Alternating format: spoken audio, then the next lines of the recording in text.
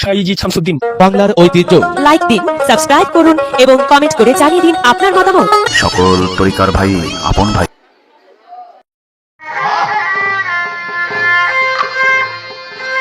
আমার সাফায়াতের কাজ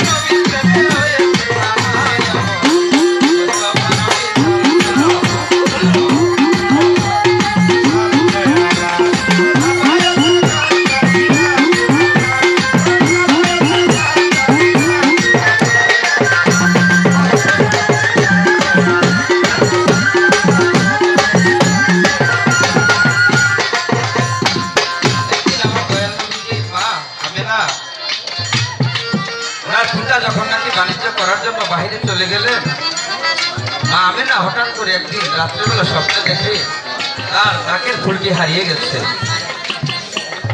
তখনকার সময়ে যদি কেউ কিছু আল্লাহর কাছে আবেদন করতো তাহলে কাবা শরীফের কাছে গিয়ে বলতো, আল্লাহর কাছে ফরিয়াদ জানাইতো। মা আমেনা স্বপ্নে দেখেছে তার নাকফুলটি হারিয়ে গেছে। কোনো মায়ের যদি নাকফুল হারিয়ে যায় তাহলে সে বুঝে আমার স্বামীটি হয়তো আর বেশি দিন এই দুনিয়ার মধ্যে থাকবে, নতুবা আমার স্বামীর হয়তো কোনো বিপদ হইতে পারে। এই ফরিয়াদ জানার জন্য, আল্লাহর কাছে প্রার্থনার জন্য মা আমেনা কাবা শরীফের কাছে গেছে। কাবা শরীফের কাছে গিয়ে যখন আল্লাহর কাছে প্রার্থনা করতেছে, প্রভু গো, আমি তো স্বপ্নে দেখেছি আমার নাকফুলটি হারিয়ে গেছে, আমার স্বামী বাহিরে গেছে বাণিজ্যের জন্য, জানি না কেমন অবস্থায় আছে। প্রভু গো, সেই যেন সুখ সালামত ফিরে আসতে পারে। এমন সময় কাবা শরীফটা যেন মা আমেনার পায়ের নিচে ভেঙে নিচে অধমস্তক হয়ে গেল। এই দৃশ্য দেখে মা আমেনা বলতেছে, প্রভু গো, আমি তোমার কাছে এক হতভাগা, তোমার কাছে আবেদন করতে আসছি, তোমার কাছে আমার নিবেদন করতে আসলাম আমার স্বামীর জন্য, কিন্তু আমি এমনই হতভাগা যে আমার এই নিবেদন শুনে শরীফের কাবাটাই যেন ভেঙে চুরমার হয়ে যাচ্ছে এমন। কাবা শরীফটা বললে, আল্লাহ গো, আমাকে তুমি মুখের জবান খুলে দাও, আমি মা আমেনার সাথে কথা বলতে চাই। আল্লাহর নির্দেশে কাবা শরীফ তখন বলতেছে, মা, সারা দুনিয়ার কাবা হচ্ছে আমি, আর আমার কাবা হচ্ছে হযরত মুহাম্মদ সাল্লাল্লাহু আলাইহি ওয়াসাল্লাম, যে নাকি আপনার গর্বে। তাই আমি ওনাকে আমার কাবা যেহেতু তাহলে আমি ওনাকে সালাম দিয়ে সাজদা না দিয়ে আর পারি না। তাই আমি অত মস্তক পেয়ে আপনাকে